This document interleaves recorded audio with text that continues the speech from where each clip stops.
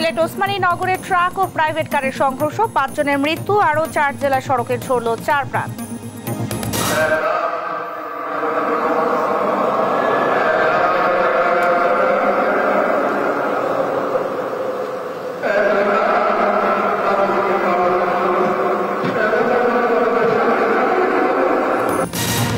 আখেরি মোনাজাতের মধ্য দিয়ে শেষ হলো বিশ্ব ইজতেমার প্রথম পর্ব। আমিন আমিন ধ্বনিতে মুখর টঙ্গীর তুরাগতীর। রেল ও সড়ক পথে ইজতেমা ফেরত মানুষের ঢল, কেউ যাচ্ছেন নিজ এলাকায়, আবার দিনের প্রচারে ছড়িয়ে পড়েছেন অনেকে। জাহাঙ্গীরনগর বিশ্ববিদ্যালয়ের পোষ্য কোটা বাতিল চেয়ে শিক্ষার্থীদের অনশন, দাবি না মানলে কঠোর কর্মসূচির হুঁশিয়ারি।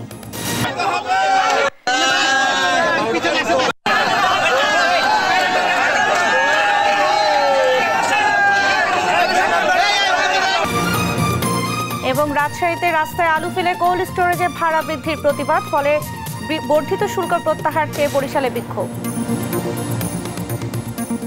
দেখছিলেন দেশ জনপদ সংবাদ শিরোনাম, সঙ্গে আছি আমি শারমিন নাসির। এবারে বিস্তারিত। সিলেটে ট্রাক ও প্রাইভেট কারের সংঘর্ষে 5 জন নিহত হয়েছেন। রোববার সকাল 7:30টার দিকে সিলেটের ওসমানী নগর উপজেলায় 19 মাইল নামক স্থানে এই দুর্ঘটনা ঘটে। এরই মধ্যে ঘটনাস্থলে 2 জন ও হাসপাতালে আরও 3 জন মারা গেছেন। বিষয়টি নিশ্চিত করেছেন সার্কেল এসপি আশরাফুজ্জামান। নিহতরা হলেন নারায়ণগঞ্জের সোহেল, শামীম, ইতি ও আয়ান। তাৎক্ষণিকভাবে আরেকজনের নাম পরিচয় পাওয়া যায়নি।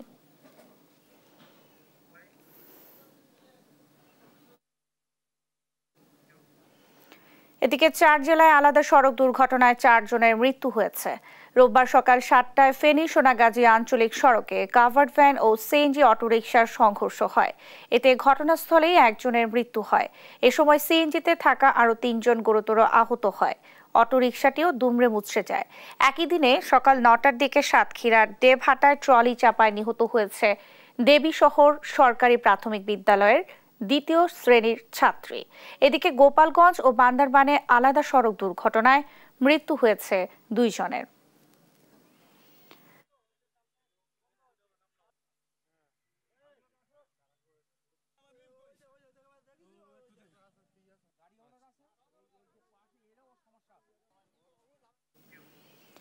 আখেরি মোনাজাতের মধ্য দিয়ে শেষ হলো বিশ্ব ইজতেমার প্রথম পর্ব। এতে অংশ নিতে মুসল্লিদের ঢল নামে টঙ্গীর তুরাগতীরে। মোনাজাত পরিচালনা করেন তাবলিগের শীর্ষ মুরব্বী মাওলানা জুবায়ের আহমেদ। দেশ ও বিশ্ব মুসলিমের শান্তি ও কল্যাণ কামনায় দোয়া করেন তিনি। আমিন আমিন ধ্বনিতে মুখর হয়ে উঠে পুরো এলাকা। ইজতেমায় পাওয়া দিন শিক্ষা ছড়িয়ে দেওয়ার কথা জানান ইজতেমায় অংশগ্রহণকারীরা। আলিমুজ্জামান সাফওয়ানকে সঙ্গে নিয়ে আরো জানাচ্ছেন এম এ আসিম।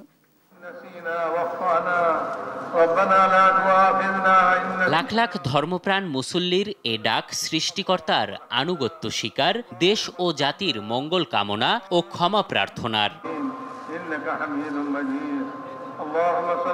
শুরাই নেজাম অনুসারী মাওলানা জুবায়ের আহমেদের সঙ্গে দুহাত তুলে আল্লাহকে ডেকেছেন বিশ্ব ইজতেমার প্রথম পর্বে অংশগ্রহণকারীরা। এ সময় আমিন আমিন ধ্বনিতে মুখরিত হয়ে ওঠে টঙ্গীর আকাশ বাতাস। দুচোখের পানি ফেলে স্রষ্টার কাছে পাপমোচনের আকুতির সঙ্গে সব মানুষের হেদায়েত কামনা, সুখ শান্তি উন্নতি সমৃদ্ধি ও কল্যাণ কামনা করা হয় মোনাজাতে। আখিরাতের শান্তির জন্য সমস্ত মানুষ কি করে জাহান্নাম থেকে জান্নাতে যাইতে পারে, ভালো কাজ করতে পারে, খারাপ কাজ থেকে বিরত থাকতে পারে, মহান আল্লাহ তাআলার সন্তুষ্টি করতে পারে, এটা আমাদের উদ্দেশ্য। আলহামদুলিল্লাহ, আল্লাহ পাকের লাখো শুকর যে আল্লাহ তাবারক তাআলা আমাদেরকে এই বাংলাদেশের মাধ্যমে বৃহত্তম ইজতেমা করার জন্য তৌফিক দান করেছেন। আল্লাহ শুকরিয়া। আমরা এই মোনাজাতের উদ্দেশ্য হলো দেশ যেন ভালো থাকে, আমরা সবাই যেন ভালো থাকি এবং আমরা মুসলমানরা যেন এক হয়ে চলতে পারি, আখিরাতের জন্য আমরা শান্তির কথা বলতে পারি, আমাদের দেশের কথা। আমরা এই জন্য আসছিলাম আর কি। তুরাগতীরে 3 দিনের ইজতেমায় বিশ্বের নামকরা মুরব্বীদের বয়ানে দ্বীনি শিক্ষা গ্রহণ করেছেন তাবলিগ অনুসারীরা, আর তা মানব জাতির মাঝে ছড়িয়ে দিতে এখান থেকেই নেমে পড়বেন অনেকে। আমি আজমাইনের মতন আমরা সবাই যদি চলতে পারি, ওইভাবে জানি আমাদের আমল আখলাত হয় এবং আমাদের যাতে নবীর সুন্নাত তরিকা চলতে পারি, এইটাই আমাদের শিক্ষা দিচ্ছে এখানে। আমি এখান থেকে শিক্ষা নিলাম যে একটা মুসলমান ভাই, কালিমা হারা মুসলমান ভাই, তাকে কিভাবে কালিমার দাওয়াত দেওয়া যায়। সোমবার বাদ মাগরিব আমবয়ানের মধ্য দিয়ে শুরু হবে বিশ্ব ইজতেমার 2য় পর্বের আনুষ্ঠানিকতা। নফসের দাসত্ব ছেড়ে আল্লাহর দাসত্বে ফেরাতে টঙ্গীর এ তুরাগ তীরে প্রতি বছর বিশ্ব ইজতেমার আয়োজন। মসজিদের ছায়াতলে ডেকে কোরআনের আলোয় মানুষের জীবন গড়ে তোলাই যার একান্ত উদ্দেশ্য। এম এ আজিম, দেশ টিভি, ঢাকা। ইজতেমা শেষে গন্তব্যে ফেরা নিয়ে ভোগান্তিতে পড়তে হয় মুসল্লিদের। অনেকটা পথ হেঁটে ধরতে হয়েছে গণপরিবহন, বাস পেলেও উঠতে হয় গাদাগাদি করে। রেল স্টেশনেও ছিল উপচে পড়া ভিড়। ঝুঁকি নিয়ে ছাদে চড়ে গন্তব্যে যেতে হয় অনেককে। সড়কেও দেখা দেয় তীব্র যানজট। সহকর্মীদের তথ্য ছবিতে আপন উপর রিপোর্ট। বিশ্ব ইজতেমার প্রথম পর্ব শেষে গন্তব্যে ফেরার পালা। যে যেভাবে পারছেন ফিরছেন বাড়িতে, আবার অনেকে দিনের দাওয়াত দিতে যাচ্ছেন দেশের নানা প্রান্তে। রোববার ভোর থেকে ইজতেমা ময়দানের দিকে গণপরিবহন বন্ধ ও যান চলাচলে বিধিনিষেধ থাকায় ভোগান্তিতে পড়েন মুসল্লিরা। অনেকটা পথ হেঁটে ধরতে হয়েছে গণপরিবহন। বাস কাউন্টারে এসেও অনেকে গাড়ির অপেক্ষায় দাঁড়িয়ে থাকতে হয়। বাস পেলেও উঠতে হয় গাদাগাদি করে। অনেকে গাড়ি রিজার্ভ করতে গিয়েও পড়েন বিড়ম্বনায়। গাড়ি পাওয়া যাচ্ছে না, আর গাড়ি যদি পাই তা এই গাড়ি আপনার ৬,০০০-এর নিচে আর যাচ্ছে না। ভাড়া অতিরিক্ত বেশি, যে কারণে আমরা যাইতেও পারতেছি না। বাস চালকরা বলে যে আমাদের ভাড়া বেশি দিতে হবে। যে জায়গায় ধরেন ৩,০০০ টাকা, তারা যাচ্ছে ৬,০০০ টাকা। এরকম ভাড়া চাইলে তো আমরা যেতে পারতেছি না। গাড়ির সমস্যায় ইজতেমার লোকজন যাইতেছে, এই কারণে আর কি একটু সমস্যা, গাড়ি আসতে পারতেছে না। এই ইজতেমার জন্য গাড়িওয়ালারা অনেক সময় বেশি ভাড়া রাখে। রেল স্টেশনেও ছিল উপচে পড়া ভিড়। ভেতরে জায়গা না পেয়ে ঝুঁকি নিয়ে উঠতে হয় ছাদে, সেখানেও গাদাগাদি। এতে চরম ভোগান্তিতে পড়েন মুসল্লিরা। এছাড়া সড়ক পথে ট্রাক, পিকআপ ভ্যান ও অটোরিকশা করেও গন্তব্যে যেতে দেখা যায় অনেককে। এতে সড়কে দেখা দেয় তীব্র যানজট। আপন অপু, নিউজ ডেস্ক, দেশ টিভি। বান্দরবানে আবারও ৭ শ্রমিককে অপহরণের অভিযোগ উঠেছে। রোববার ভোররাতে লামা উপজেলার সরই ইউনিয়নের কমলা বাগান এলাকা থেকে তাদের অপহরণ করে দুর্বৃত্তরা। স্থানীয়রা জানায়, কমলা বাগান পাড়ার বমুর খাল এলাকায় শ্রমিক শেডে ছিলেন ৭ শ্রমিক। ভোররাতে একদল সন্ত্রাসী বাগানে ঢুকে অস্ত্রের মুখে তাদের অপহরণ করে নিয়ে যায়। যৌথ বাহিনীর সদস্যরা অপহৃত শ্রমিকদের উদ্ধারে কাজ শুরু করেছেন বলে জানিয়েছে পুলিশ সুপার। এর আগে গেল 14 জানুয়ারি সরই ইউনিয়নের বমুর খাল এলাকায় 7 রাবার শ্রমিককে অপহরণ করে সন্ত্রাসীরা। পরে যৌথ বাহিনীর সদস্যরা অভিযান চালিয়ে তাদের উদ্ধার করেন।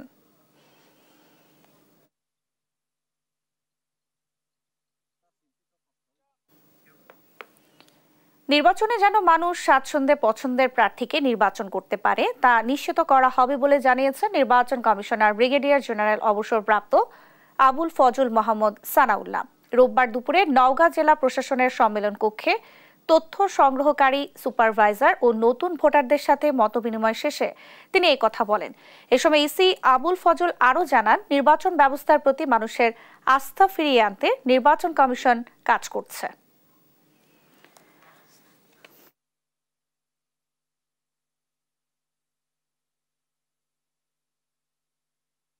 নির্বাচন ব্যবস্থার উপরে মানুষের আস্থা ছিল না, এবং আমরা বিশ্বাস করতে চাই যে পরিবর্তিত পরিস্থিতিতে এই আস্থা ফেরত আসবে, এবং এটা একটা কমপ্লিট প্রক্রিয়া যাতে মানুষ স্বাচ্ছন্দ্যে নিজ জনপ্রতিনিধি নির্বাচন করতে পারে সেটা নিশ্চিত করা হবে।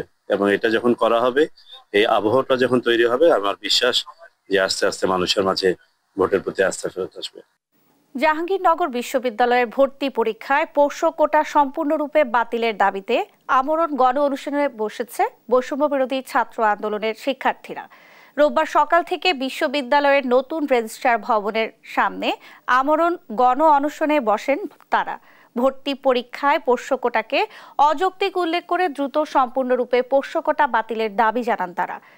দাবি না মানলে কঠোর কর্মসূচির হুঁশিয়ারি দেন।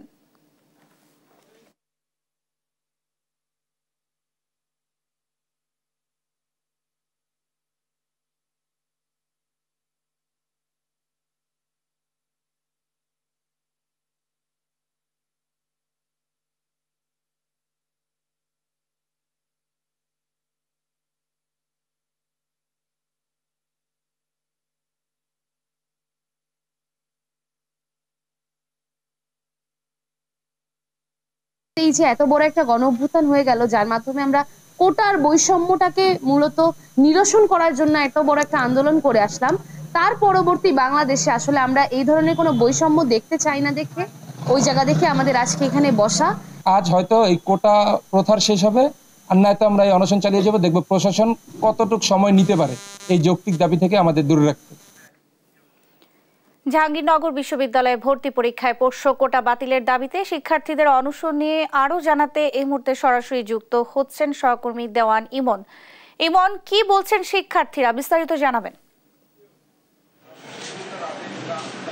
নেন্সি, আপনাকে ধন্যবাদ। আমি এই মুহূর্তে রয়েছি জাহাঙ্গীরনগর বিশ্ববিদ্যালয়ের যে নতুন রেজিস্ট্রার ভবন আছে এখানে, এবং এখানে আজকে সকাল 11টা থেকে কিন্তু বৈষম্য বিরোধী ছাত্র আন্দোলনে যারা জাহাঙ্গীরনগর বিশ্ববিদ্যালয় থেকে অংশগ্রহণ করেছিলেন তারা কিন্তু এখানে অনশন করছেন। তারা বলছেন যে ভর্তি পরীক্ষায় যেই পোষ্য কোটা রয়েছে সেটির দাবিতেই কিন্তু তারা সেটি অযৌক্তিক দাবি তুলে কিন্তু তারা সেটি সম্পূর্ণরূপে বাতিলের দাবিতে কিন্তু তারা আমৃত্যু যে অনশনে বসেছেন। আপনি দেখতে পাচ্ছেন যে আমার সামনে কিন্তু এখানে শিক্ষার্থীরা সকাল থেকে কিন্তু এখানে অবস্থান করছেন। তারা যেটি বলছেন যে যেই কোটার জন্য এত কিছু হয়ে গেল, দেশে এত রক্তপাত ঘটলো, এত পরিবর্তন, তারপরেও কেন কোনো ধরনের কোটা থাকবে। তাই তারা বলছেন যে সব ধরনের কোটা বাতিলের পক্ষেই কিন্তু তাদের অবস্থান, যেটি শুরু থেকে ছিল, আন্দোলনের পূর্বে ছিল, এবং 5ই আগস্টের পরবর্তীতে কেন কোনো ধরনের কোটা কেন এখনো পর্যন্ত রাখবে প্রশাসন, সেটির বিরুদ্ধেই কিন্তু তাদের আজকের এই অবস্থান কর্মসূচি। এবং তারা বলছেন যে ভর্তি পরীক্ষায় যেই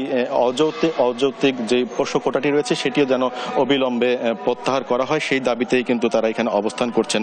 আমরা সকাল থেকে দেখছিলাম তাদের এই অবস্থান কর্মসূচি। এখানে কিন্তু 2জন নারী শিক্ষার্থী সহ আরো বেশ কয়েকজন পুরুষ শিক্ষার্থীরা এখানে অবস্থান করছেন। আমরা একজনের সাথে একটু কথা বলবো যে কখন থেকে আপনাদের এই আন্দোলনটি শুরু হয়েছে, আপনারা এখন পর্যন্ত কি বার্তা পেয়েছেন? আজ সকাল 11টা থেকে বৈষম্যবিরোধী ছাত্র আন্দোলনের ব্যানারে কিন্তু আমরা বিশ্ববিদ্যালয়ের অযৌক্তিক পোষ্য কোটা বাতিলের দাবিতে কিন্তু আমৃত্যু অনশন কর্মসূচি চালিয়ে যাচ্ছি। আমরা বিশ্ববিদ্যালয়ের শিক্ষার্থীরা চাই একজন বিশ্ববিদ্যালয়ের শিক্ষার্থীর মূল্যায়ন হবে মেধা এবং পরিশ্রমের মাধ্যমে। একজন বিশ্ববিদ্যালয়ে যখন ভর্তি পরীক্ষা হবে তখন একজন শিক্ষার্থী যেন বিশেষ কোনো সুবিধা না পায় এবং সে বিশেষ সুবিধা পাওয়ার কারণে অন্য একজন শিক্ষার্থী যেন বৈষম্যের শিকার না হয়, সেদিকটি আমরা দেখছি। আপনারা জানেন আমরা যে একটি জুলাই অভ্যুত্থানে অংশগ্রহণ করেছিলাম, বিশ্ববিদ্যালয়ের শিক্ষার্থীরা পড়ার টেবিল ছেড়ে এসে রাজপথে নেমেছি, আহত হয়েছি, অনেকেই রক্ত দিয়েছে বৈষম্যহীন একটি নতুন বাংলাদেশ গড়ার লক্ষ্যে। কিন্তু আমরা দেখছি আমরা যে একটি বৈষম্যহীন নতুন বাংলাদেশের যে স্বপ্ন দেখি সেই স্বপ্নকে বাস্তবায়ন করতে গেলে বিশ্ববিদ্যালয়ে যে একটি বৈষম্যমূলক পোষ্য কোটা রয়েছে সেটাকে অধিকতর বাতিল করতে হবে। ধন্যবাদ। যেমনটি শুনছিলেন তারা বলছেন যে কোনো ধরনের কোটা, যেহেতু জুলাই আগস্টে যে গণঅভ্যুত্থান হয়েছে তারপর আর কোনো ধরনের কোটাই কিন্তু তারা চান না। তারা চান যে একজন শিক্ষার্থী যেন তার মেধা দিয়ে তার যে প্রাপ্যটুকু সেটুকু যেন তিনি অর্জন করতে পারেন। এবং তারা এখানে যারা অবস্থান করছেন তারা বলছেন যে যতক্ষণ পর্যন্ত না তাদের এই দাবি মেনে নেওয়া হবে তারা কিন্তু ততক্ষণ পর্যন্ত এখানে অবস্থান কর্মসূচি পালন করবেন। নেন্সি। ইমন, আপনাকে ধন্যবাদ। দর্শক, রাজশাহী বিশ্ববিদ্যালয় জাহাঙ্গীরনগর বিশ্ববিদ্যালয় থেকে আমাদের সঙ্গে যুক্ত হয়েছিলেন সহকর্মী দেওয়ান ইমন। রাজশাহীতে কোল্ড স্টোরেজে ভাড়া বৃদ্ধির প্রতিবাদে রাস্তায় আলু ফেলে প্রতিবাদ ও বিক্ষোভ মিছিল করেছে কৃষকেরা। তাদের দাবি প্রতি কেজি আলু সংরক্ষণের জন্য আগে 4 টাকা ভাড়া দিতে হতো, এখন তা বাড়িয়ে 8 টাকা করেছে কোল্ড স্টোরেজ মালিকেরা। এদিকে ফলের উপর বর্ধিত শুল্ক ও কর প্রত্যাহারের দাবিতে বরিশালে মানববন্ধন ও বিক্ষোভ মিছিল হয়েছে ফল ব্যবসায়ীদের। সহকর্মীদের তথ্য ছবিতে আরো জানাচ্ছেন অঙ্কন চৌধুরী। কোল্ড স্টোরেজের ভাড়া বৃদ্ধির প্রতিবাদে রাজশাহীর মোহনপুর রাস্তায় আলু ফেলে প্রতিবাদ ও বিক্ষোভ মিছিল করেছেন কৃষকরা। রোববার দুপুর 12টার দিকে মোহনপুর উপজেলা পরিষদ চত্বরে এই কর্মসূচি করেন তারা। কৃষকরা বলেন প্রতি কেজি আলু সংরক্ষণের জন্য আগে 4 টাকা ভাড়া দিতে হতো, কিন্তু এখন তা বাড়িয়ে 8 টাকা করা হয়েছে। স্টোরে যদি আলুর দাম বাড়ায় তাহলে আমাদের পর্যাপ্ত ক্ষতি হবে এবং আমরা পথে বসে যাব। 4 টাকা ভাড়ার আলু কেন 8 টাকা করলে এই প্রতিবাদ আমরা জানাই। আলু সংরক্ষণের ভাড়া কমানো না হলে কর্মসূচি চালিয়ে যাওয়া এবং মহাসড়ক অবরোধের হুঁশিয়ারি দেন আন্দোলনরত কৃষকরা। আমাদের দাবি যদি না মানা হয় আমরা কোলেস্ট্রল জাত করবো না। আলু আমরা যে মাঠে করেছি এই মাঠে সংরক্ষণ করবো, আলু নষ্ট করে দিব প্রয়োজনে। এদিকে ফলের উপর বর্ধিত শুল্ক ও কর প্রত্যাহারের দাবিতে বরিশালে মানববন্ধন ও বিক্ষোভ মিছিল করেছেন ফল ব্যবসায়ীরা। রোববার বেলা 12:30টার দিকে সদর রোডের অশ্বিনী কুমার হলের সামনে এ মানববন্ধন হয়। বক্তারা বলেন, ফলের উপর নতুন 80% কর ধার্য করায় ব্যবসায়ীরা ক্ষতিগ্রস্ত হচ্ছেন, কমেছে বিক্রি। এ সময় তারা ফলের উপর পূর্বের 10% কর বহাল করার দাবি জানান। দাবি না মানলে 4 ফেব্রুয়ারি থেকে ধর্মঘটে যাওয়ার হুঁশিয়ারি দেন আড়তদাররা। মানববন্ধন শেষে তারানগরীতে বিক্ষোভ মিছিল করেন। অঙ্কন চৌধুরী, নিউজ ডেস্ক, দেশ টিভি। চলছে সনাতন ধর্মের বিদ্যার দেবী সরস্বতী পূজা। এ বিষয়ে আরো জানাতে বগুড়া থেকে সরাসরি যুক্ত হচ্ছেন সহকর্মী সঞ্জু রায়। সঞ্জু, পূজা মণ্ডপে ভক্তদের উপস্থিতি কেমন দেখছেন? অঞ্জলি দেওয়া হয়েছে কিনা বিস্তারিত জানাবেন। ন্যান্সি, সরস্বতী পূজার শুভেচ্ছা। আজ কিন্তু 12:43 থেকে পঞ্চমী তিথি শুরু হয়ে গেছে এবং দেশের অনেক জায়গার মতো বগুড়াতেও কিন্তু আজ বেশ কিছু জায়গায় ইতিমধ্যেই সরস্বতী পূজা সম্পন্ন হয়েছে। যেহেতু আজকে থেকে পঞ্চমী তিথি শুরু হয়েছে এবং আগামীকাল সকাল 10:27 পর্যন্ত এই তিথি থাকবে, এই সময়ের মধ্যেই দেশের বিভিন্ন জায়গার মতোই বগুড়াতেও ধীরে ধীরে সকল মণ্ডপগুলো থেকে শুরু করে সব ক্লাবগুলোতে পুজো আয়োজনের ব্যবস্থা করা হয়েছে। আমি যে ক্লাবটিতে দাঁড়িয়ে আছি, এখানে কিন্তু ইতিমধ্যেই দেবী সরস্বতীর পূজা সম্পন্ন হয়েছে। সরস্বতী দেবীর সবচেয়ে পছন্দের ফুল কিন্তু পলাশ ফুল, বিল্লপত্র মানে বেলপাতা, পলাশ ফুল দিয়ে দেবীর অঞ্জলি সম্পন্ন হয়েছে। হাতে খড়ি হয়েছে যারা ছোট ছোট শিশুদের, যারা তাদের বিদ্যা শুরু করেছে, যারা তাদের পড়াশোনা শুরু করতে চায়, দেবী সরস্বতীর কাছেই কিন্তু প্রথম হাতে খড়ি দিয়ে তারা তাদের শিক্ষা জীবনের শুরু করে। বগুড়াতে কিন্তু অধিকাংশ যে শিক্ষা প্রতিষ্ঠান থেকে শুরু করে বড় বড় যে ক্লাবগুলো, সেই ক্লাবগুলোতে কিন্তু পূজা হবে আগামীকাল সকালে। যেহেতু প্রতি বছর সকালবেলা স্নান শেষে অঞ্জলি দেওয়ার একটি প্রথা রয়েছে এবং যেহেতু আগামীকাল তিথি থাকবে, সেহেতু কালকেই কিন্তু সরস্বতী পূজার যে মূল আনুষ্ঠানিকতা তা হয়তো আমরা দেখাইতে পারবো। আজকে যে যে প্রতিষ্ঠান এবং যে যে ক্লাবগুলোতে পুজো হয়েছে, পুজোর অঞ্জলি শেষে এখন কিন্তু চলছে প্রসাদ তৈরির কাজ এবং প্রসাদ তৈরিতে বরাবরের মতোই কিন্তু নারীরা সর্বসময় উপবাস থেকে তারা মায়ের প্রসাদ তৈরি করে। আমরা একটু সরাসরি কথা বলবো এই পূজা আয়োজক কমিটির একজনের সাথে যে আপনাদের পূজা সম্পন্ন হয়েছে কিনা এবং কেমন কাটছে সরস্বতী পূজার আনুষ্ঠানিকতা। সবাইকে সরস্বতী পূজার শুভেচ্ছা রইল। আজকে সরস্বতী পূজা, শ্রীপঞ্চমী পূজা।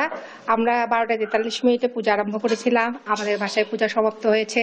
বাচ্চারা সবাই অঞ্জলি দিয়েছে, আমরাও দিয়েছি।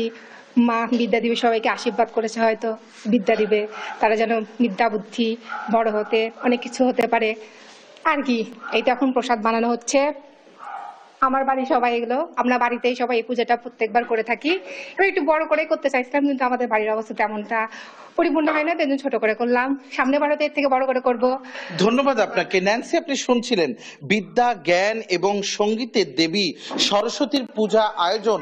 শারদ উৎসবের পরে সবচেয়ে বেশি উৎসব মুখর ভাবে কিন্তু এই আয়োজনটি করার প্রয়াস থাকে সনাতন ধর্মাবলম্বী ভক্তবৃন্দের এবং এই পুজোকে কেন্দ্র করে সবচেয়ে বেশি কিন্তু আগ্রহ, উৎসাহ এবং উদ্দীপনা দেখা যায় শিক্ষার্থীদের মাঝে। আগামীকাল সকাল থেকে আমরা যেটি খোঁজ নিয়ে জানতে পেরেছি, বগুড়ার অধিকাংশ শিক্ষা প্রতিষ্ঠান এবং বড় বড় যে পূজা মণ্ডপগুলো রয়েছে, সেখানে কিন্তু আগামীকাল বিদ্যার দেবী সরস্বতীর পূজা অনুষ্ঠিত হবে। আজ মূলত বিভিন্ন বাসা বাড়িতেই তিথি যেহেতু পড়েছে, এই জন্য ধর্মীয় ভাব গাম্ভীর্যের সাথে বিদ্যার দেবী সরস্বতীর পূজা সম্পন্ন করা হচ্ছে। ন্যান্সি, বিদ্যার দেবী সরস্বতীর আজ পূজার আয়োজন নিয়ে আমার কাছে এটি ছিল সর্বশেষ। সঞ্জু, আপনাকে ধন্যবাদ। দর্শক, বগুড়া থেকে আমাদের সঙ্গে যুক্ত হয়েছিলেন সহকর্মী সঞ্জু রায়। সিরাজগঞ্জের ফুলজোর নদীতে গোসল করতে নেমে নিখোঁজ হওয়া 3 বন্ধুর মরদেহ উদ্ধার করেছে ফায়ার সার্ভিস। রোববার দুপুর 12টার দিকে ফায়ার সার্ভিসের ডুবুরি দল 2 জনের মরদেহ উদ্ধার করে। এর আগে শনিবারের রাতে উদ্ধার হয় অপরজনের মরদেহ। ফায়ার সার্ভিস জানায়, শনিবার কয়েক বন্ধু মিলে কামারখন্দ উপজেলার ঝাটিবেলায় গ্রামে এক বন্ধুর বাড়িতে বেড়াতে আসে। দুপুরের পর 6 বন্ধু মিলে ফুলজোর নদীতে গোসল করতে নামলে 3 জন নদীতে ডুবে যায়। খবর পেয়ে প্রথমে গ্রামবাসী, পরে কামারখন্দ ফায়ার সার্ভিসের কর্মীরা উদ্ধার কাজ শুরু করে।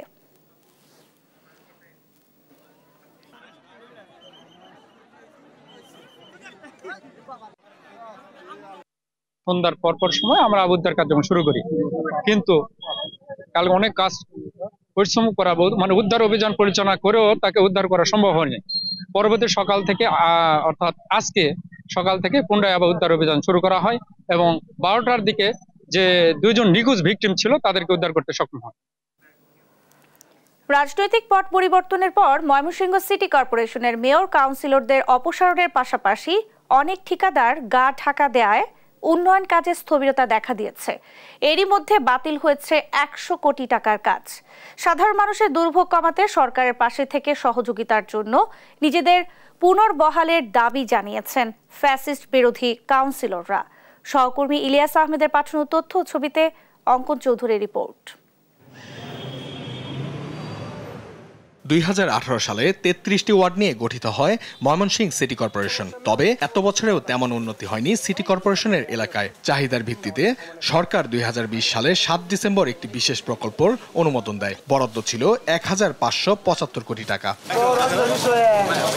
গত ডিসেম্বর মাসে প্রকল্পের মেয়াদ শেষ হলেও কাজ হয়েছে মাত্র 45%। বিশেষত জুলাই বিপ্লবের পর সড়ক ও ড্রেনের নির্মাণ কাজ ফেলে রেখে ঠিকাদাররা গা ঢাকা দেয়। এতে প্রায় 8টি প্যাকেজ বাতিল করা হয় এবং আনুমানিক 1000 কোটি টাকার কাজ বন্ধ হয়ে যায়। এই 5 তারিখের পর ঠিকাদার তো পালাইছে, লোকই নাই। এখন আমরা যে কারো কাছে এই অভিযোগ জানাবো বা আমাদের সমস্যা বলবো, এই লোকই পাচ্ছি না। তার পতনের পরে ওই রাস্তার কাজ বন্ধ হয়ে গেছে, প্লাস ওইখানে ঠিকাদার যে ছিল উনিও আসে নাই। এইবারের বর্ষার আগে যদি আবার রাস্তাটা মাটি না ফলায় তাহলে আবার আমরা দুর্ভোগে। রাস্তা ও ড্রেনের কারণে দুর্ভোগ বেড়েছে। মেয়র কাউন্সিলরদের অপসারণের পর প্রশাসনিক কর্মকর্তাদের কাউন্সিলরের দায়িত্ব দেয় জন্ম নিবন্ধন, নাগরিক ও ওয়ারি সনদ পেতে ভোগান্তি পোহাতে হচ্ছে জনগণের। আমাদের যাচাই বাছাই করার লাগে 3-4 দিন সময় নেওয়া লাগে। সময় নিয়ে যে দেখি আসলে ঠিক আছে কিনা। আবার এখানে স্যার তো তেমন আসে না, ওইখানে যাই সিগনেচার করাতে হয়। সব মিলায় একটু আর কি ভোগান্তিতে আছে। অন্তর্বর্তীকালীন সরকারের হাতকে শক্তিশালী করার পাশাপাশি জনগণের দুর্ভোগ লাঘব করতে ফ্যাসিস্ট বিরোধী সাবেক কাউন্সিলররা নিজেদের পুনর্বহলের দাবি জানিয়েছে। আর সরকারের কাছে আহ্বান জানাবো অতিলম্বে আমাদের এই কাউন্সিলের যেগুলো আছে এগুলো অতিলম্বে ফেরত দেয়, যাতে জনগণের কাছে আমরা যেতে পারি। এই সরকারের কাছে একটাই অনুরোধ থাকবে, এই সরকার যেন আমাদেরকে পুনর্বহাল করে আমাদেরকে সরকারের সঙ্গে কাজ করার সুযোগ সৃষ্টি করে দেয়। 5ই আগস্টের পর চলমান কাজের গতি কমে যাওয়ার পাশাপাশি ঠিকাদার প্রতিষ্ঠান বন্ধ রাখায় 8টি প্যাকেজের কাজ বাতিল হয়ে যায়। কর্তৃপক্ষ বলছে ধীরগতির কারণে সৃষ্ট দুর্ভোগ দ্রুতই লাঘব হবে। যে জনদুর্ভোগ কিছুটা সৃষ্টি হয়েছে গত 3-4 মাস যাবৎ, কাজ একটু ধীরগতির কারণে আশা করছে যে অচিরেই সেগুলো শেষ হয়ে যাবে এবং আমরা কাজগুলো শেষ করব, নাগরিকদেরকে স্বস্তি দিতে পারবো। সংকট নিরসনে প্রশাসনের দ্রুত উদ্যোগ দেখতে চান ময়মনসিংহ সিটি কর্পোরেশনের বাসিন্দারা। অঙ্কন চৌধুরী, দেশ টিভি। কুষ্টিয়ায় এক আইনজীবীর আর্থিক প্রতারণা ও মিথ্যা মামলার প্রতিবাদে মানববন্ধন করেছে ব্যবসায়ীরা। রোববার বেলা 12:30টার দিকে শহরের Barabazar chamber of commerce and ইন্ডাস্ট্রির প্রধান অফিসের সামনে এই মানববন্ধন হয়। এই সময় তারা সেখানে মাজান ট্রেডিং এর নামে ব্যবসা পরিচালনাকালীন আহমেদ আলী ওরফে জ্ঞান উকিল ও তার ছেলে স্থানীয় ব্যবসায়ীর নিকট থেকে অর্থ আত্মসাৎ ও হয়রানিমূলক মিথ্যা মামলার অভিযোগ করেন। হয়রানি বন্ধসহ সমুদয় পাওনা টাকা ফেরত দেওয়ার দাবি জানান তারা।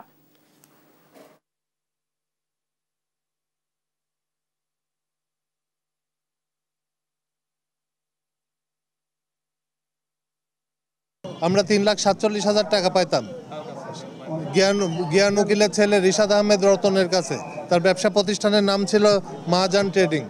পরবর্তীতে আমরা তার কাছে টাকা বহুবার ধর্ণা দিই, বাজার সমিতিতে তার নামে বিচার করি এবং চেম্বার অফ কমার্সে তার জন্য আমরা দরখাস্ত দিই, কিন্তু সে হাজির হয় না। যদি কোনো ব্যক্তি ব্যবসায়ীদের উপরে যদি অন্যায়ভাবে মিথ্যা মামলা করে থাকে তাহলে এর তীব্র নিন্দা এবং প্রতিবাদ জানায়। চট্টগ্রামে চলছে অমর 21শে বই মেলা। আরো জানাতে সরাসরি যুক্ত হচ্ছেন সহকর্মী আজিজা হক পায়েল। পায়েল, মেলার বই প্রেমীদের উপস্থিতি কেমন দেখছেন, বেচাকেনা কেমন হচ্ছে, বিস্তারিত জানাবেন।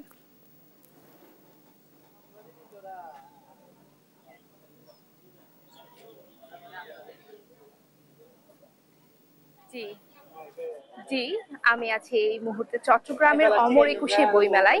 আমরা দেখতে পাচ্ছি চট্টগ্রামে অমর একুশে বইমেলার আজকে দ্বিতীয় দিনে বিভিন্ন স্কুল কলেজ এবং বইপ্রেমীরা ধীরে ধীরে আসতে শুরু করেছে এবং তারা আনন্দমুখর পরিবেশে তাদের পছন্দের বইটি কিনে নিচ্ছে।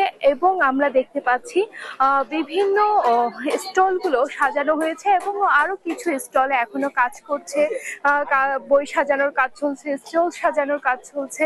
এখানে চট্টগ্রামে বিভিন্ন বিভিন্ন আঙ্গিকে সাজানো হয়েছে এবারের বইমেলা। আমরা দেখছি বিদ্যানন্দ যে স্টলটি রয়েছে, এই স্টলটিতে সম্পূর্ণ গাছ দিয়ে সাজানো হয়েছে। এখানে বোঝানো হয়েছে গাছ কেটে যে বই আমরা তৈরি করে সেই বই আবার একটা গাছ উপহার দিয়ে যে গাছ কাটা হয় সেই গাছ আবার ফিরিয়ে দিচ্ছে, মানে পরিবেশের ভারসাম্য রক্ষা করতে এই উদ্যোগটি নেওয়া হয়েছে বলে তারা আমাদেরকে জানিয়েছে। এখানে অনেকে বই স্কুল কলেজের শিক্ষার্থীরা আসছেন এবং তারা তাদের পছন্দের বই কিনছেন এবং তারা পছন্দের বইয়ের জন্য ঘোরাঘুরি করছেন, আনন্দ করছেন। এখানে সাংস্কৃতিক অনুষ্ঠান চলছে, এই অনুষ্ঠানগুলো উপভোগ করছেন। এখানে গার্জিয়ানরাও তাদের সন্তানদেরকে নিয়ে এসছেন এই বই মেলায় বই কিনতে।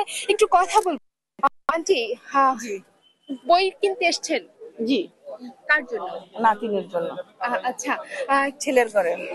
কেমন লাগছে? ভালো লাগছে, অনেক আনন্দ লাগতেছে, ভালো লাগতেছে। জি, আরো স্টুডেন্টরা আছে তারা বই কিনতে আসছে। আমরা দেখেছি এখানকার যিনি সভাপতি রয়েছেন এই যে ওনার সাথে একটু কথা বলবো। আপনাদের কেমন চলছে বই, দ্বিতীয় দিনের বই কেমন, বই মেলা কেমন চলছে? মাত্রই তো শুরু হলো, তো আসছে মানুষ, এই যে আপনি তো টিভিতে দেখেই ফেলেছেন, ক্রেতার বা পাঠকের অভাব নেই, লেখকেরা আসছেন। তবে যেটা বইমেলার ধরন আর কি, চট্টগ্রামে আগে কখনো 1 তারিখ থেকে শুরু হয়নি, এবারে প্রথম। আস্তে আস্তে জানছে, একজন থেকে একজন জানবে সবাই। এভাবে আশা করছি আগামী 3-4 দিনের মধ্যে ইনশাল্লাহ মানুষের ঢল নামবে। তবে আজকে কালকে আমরা ট্রায়ালের মধ্যে রাখছি, সমস্যা নেই। আমরা তারপরেও যা আসছে বিক্রি হচ্ছে সেটাই প্রকাশকরা অনেকের সাথে কথা বলেছি, সবাই বলছে না ঠিক আছে, যায় হচ্ছে, খারাপ না, ভালোই চলছে। জি জি, ধন্যবাদ আপনাকে।